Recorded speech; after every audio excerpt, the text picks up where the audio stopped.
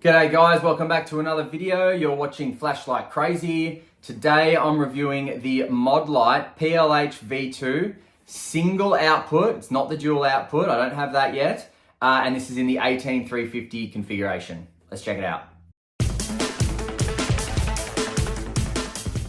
All right, here it is. So first things first, I bought this off the secondary market. Modlite doesn't send lights to Australia directly. So I bought this from a gentleman in the United States and he shipped it to me like this.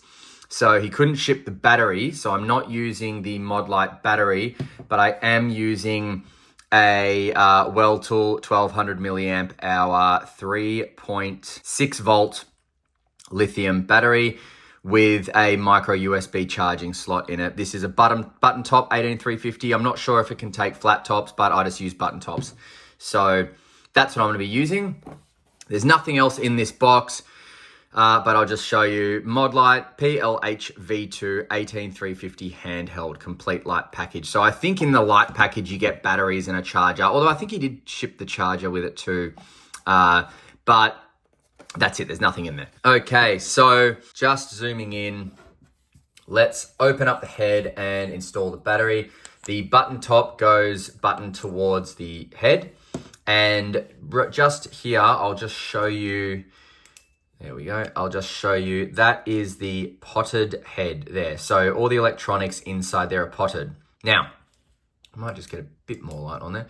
Now, the reason why that black area there is required, which is the potting, is because this light and all of Modlight lights are designed to be attached to firearms. And so when you are dealing with a light that is mounted onto some kind of rifle, particularly if it was on a very powerful rifle or an automatic rifle, so it's constantly dealing with recoil, you know, bang, bang, bang, bang, bang, then some of the electronics in the head can become dislodged and stop the light working altogether. So the reason that they use potting is so that the electronics do not become dislodged and therefore this light can sustain heavy recoil and knocks and things like that. So that's the purpose of potting. It just makes the light head basically indestructible from being affected by, you know, impact or water or things like that. Although when I say water, if the seal around the lens and the reflector is not adequate, then water could get into the top area and then damage the LED down there. But apart from that, it's not, if that's sealed properly, no water is going to get in there and there's going to be no amount of damage to the electronics. Now, as you can see, I've got the Theorem Deep Carry clip on it. I'll just take that off for a second and show you the light without it.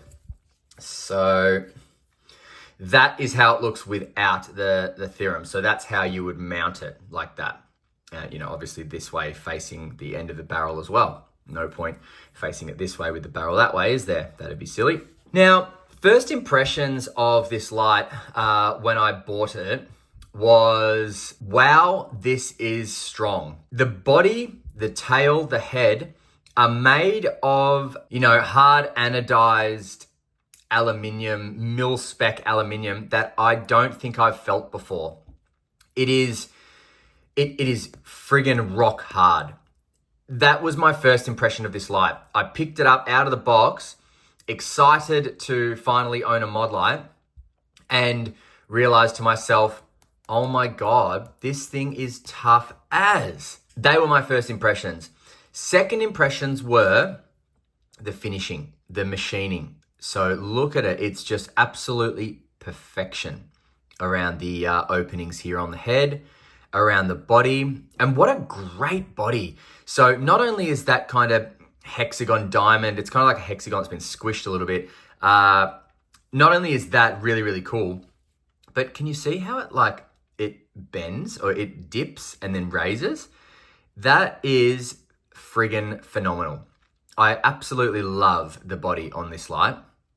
And then The switch is a McClicky switch and very, very sensitive, which I love because it is so easy to momentary and signal, and you can strobe someone if you want. It's just fantastic. I absolutely love it. Obviously, full click gets you the light on constant, but just fantastic. A really, really tough as nails light.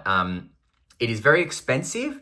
So as I said, I was lucky enough to get it on the secondary market. I still paid a fair bit for it, but I didn't pay as much as Modlight charges, which is, I believe, 309 American dollars and then plus postage. So that's a lot of money, but you're getting a whole lot of light, you know.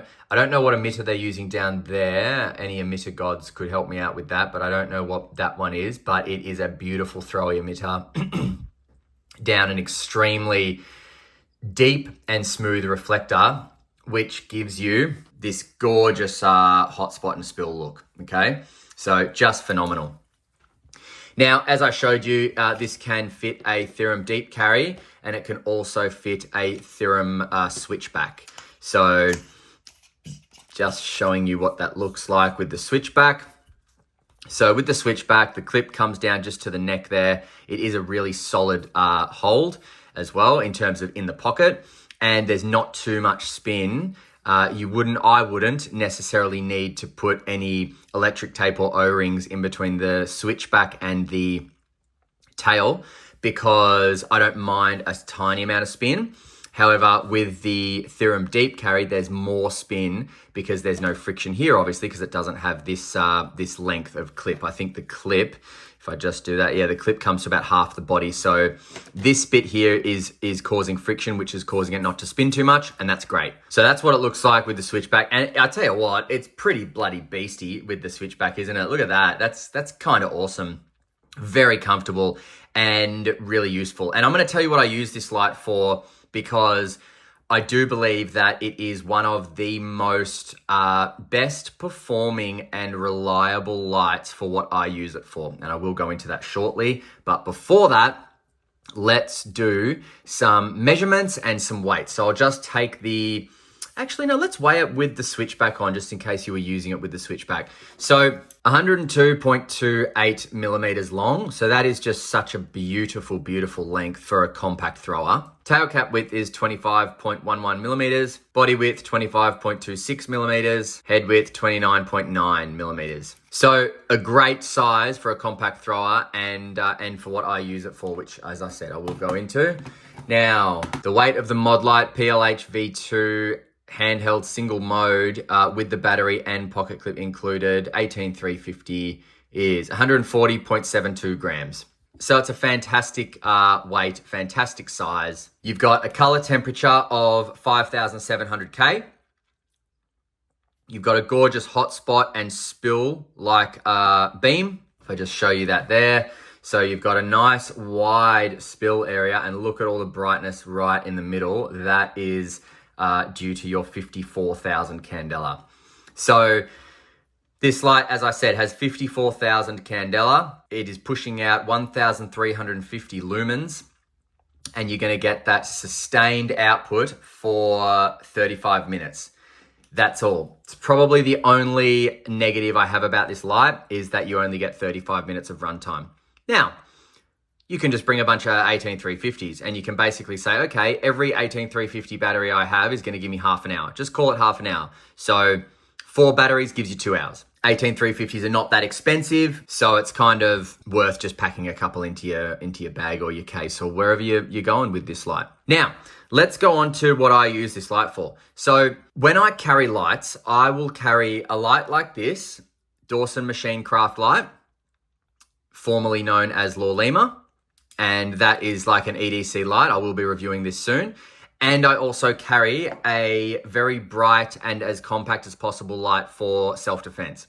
So the way I use lights for self-defense, being down in Australia and having a bit of a colorful past like I do, it's not a good idea to carry weapons for self-defense. It's a bad idea, in fact. So what I do is I carry a very compact, very bright light. And what that does for me is it gives me the opportunity to buy myself a second or two if someone approaches me aggressively. I can flash straight in the face, and that's going to buy me just a second or two to make my next move. Whether my move is to attack or my move is to flee, I don't know. I'll assess that in the situation. But I like having a very bright, very far-reaching, and very compact light. And this ticks all those boxes. Not only does it tick the boxes of those three, but it also ticks the box of being a reliable, robust, absolutely bulletproof light. So in terms of a pocketable self-defense light, this one is pretty darn good. Another use for a light like this, single output, every time you hit the button, you know what you're gonna get, is you can signal to people.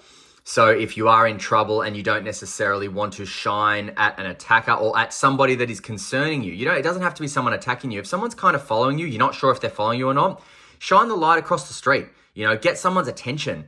That's gonna make it very clear and obvious whether this person has ill intentions for you or not when you get someone's attention. So you can use a throw-up compact light for a lot of things, not just, shining in the face. And of course, you can use this light for what it's actually designed for, which is seeing something far away. So if you need to see something far away, you've got your EDC light for just the close-up jobs, and then you've got your pocket thrower for the long jobs. And the good thing about having a pocket thrower / self-defense light is, look at the size, man. You've got a very compact little set there. So that's how I carry my lights. EDC light, pocket self-defense light. And I've got a couple that come into this category as well. I've reviewed all of them. There's the Welltool W35. I used to have the Cloud Defensive Micro, but I sold that to a friend. Even the Welltool T1 Pro TAC, which I don't have yet, but I'll end up getting my hands on soon. That's a very pocket bright light as well. So anything that's small, pocketable, and bright is going to offer you a great self-defense / self-preservation / just pocket thrower light, which is great because you don't want it to take up too much room in your pocket or jeans or whatever it is. Now, another great thing about this light is that it doesn't heat up. So, it gets warm, but it doesn't heat up. So if I just hold this on there for a while, I will tell you what's happening on my fingers, but I can assure you this does not heat up like things like the Cloud Defensive does, which does heat up. Not too crazy actually, but it heats up more than this. Now, I'm not sure exactly what the water resistance and impact resistance is, but I would imagine it would be very, very high. Just feeling, and look, that's not getting hot at all, so I'm just not going to bother. Feeling the construction of this light just tells me that you shouldn't worry about it being damaged by water or by impact because it's just absolutely crazy. All right, let's go for some night shots, and then we'll come back for some final thoughts, prices, and where to buy, hint, Modlight. The Modlight PLHv2 single output handheld 18350 light. The reason I put emphasis on single output is because they have just come out with a dual output, a high-low Modlight. So that's pretty cool because now you can use that as an EDC and self-defense light. But still, there is something to say about a single output. Every time you hit that tail switch, you know what's going to happen. You don't have to be worried or concerned about, is it going to come on low first? No, mate, it's just that and that's it. All right, night shots, boom, let's go. All right, here we go. The Modlight. There it is. That is getting that tree, no worries. Getting the path across the field. Starts to fall away at the end of the path, the hot spot, but the tree, which is a good 80 meters from where I'm standing, that's getting it with ease. Now let's bring it back to the path this way. Sorry for the wind.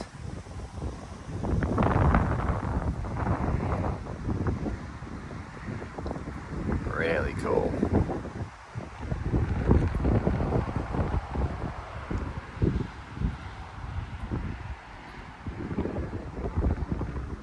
Amazing. It's a great self-defense like this. Fits in the palm of your hand. You can basically close your hand over it, keep it in your pocket, and that's what it can produce. And I'll just, zoom in so you can see properly. Look at that. that's what it produces. It's a really good shot, especially of the tree.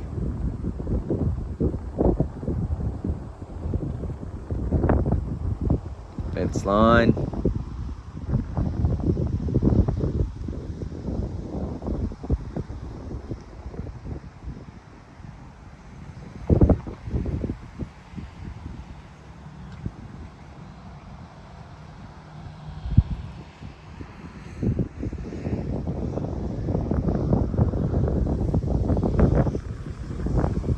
And back to zooming out.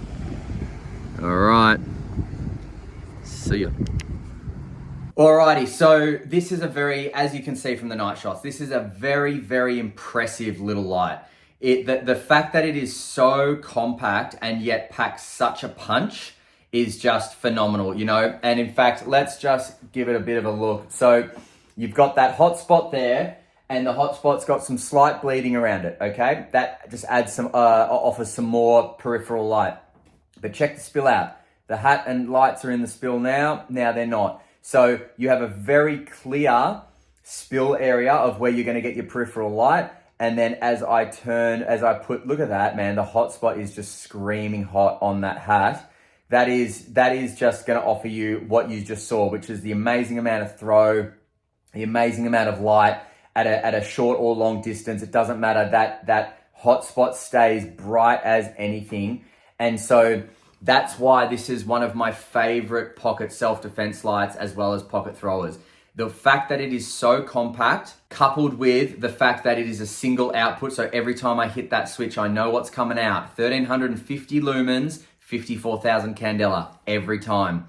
The fact that it takes a Theorem switchback and a Theorem deep carry pocket clip, and the fact that it's potted, robust, and just feels tough as nails, makes this one a very reliable, trustworthy, useful workhorse of a pocket self-defense light / pocket thrower. So if you want to pick one of these up, Modlight sells them directly. Otherwise, just check on the secondary market. However, they have brought out a high-low now, so a dual output. If that's not your jam, I don't know if they're currently still selling the single outputs or if they've kind of phased those out. I'm not sure. So if you can pick one of these up from the secondary market, do it, because there's not going to be anything wrong with it. And if the McClicky switch is starting to die because it's had too much use, you can just change it. I can't imagine it'd be that easy. Pull the boot O-ring out, unscrew it, or go from the back way, unscrewing the tail cap. It's not going to be that difficult. So I hope you enjoyed this video, and until next time, stay cool and stay safe. See ya.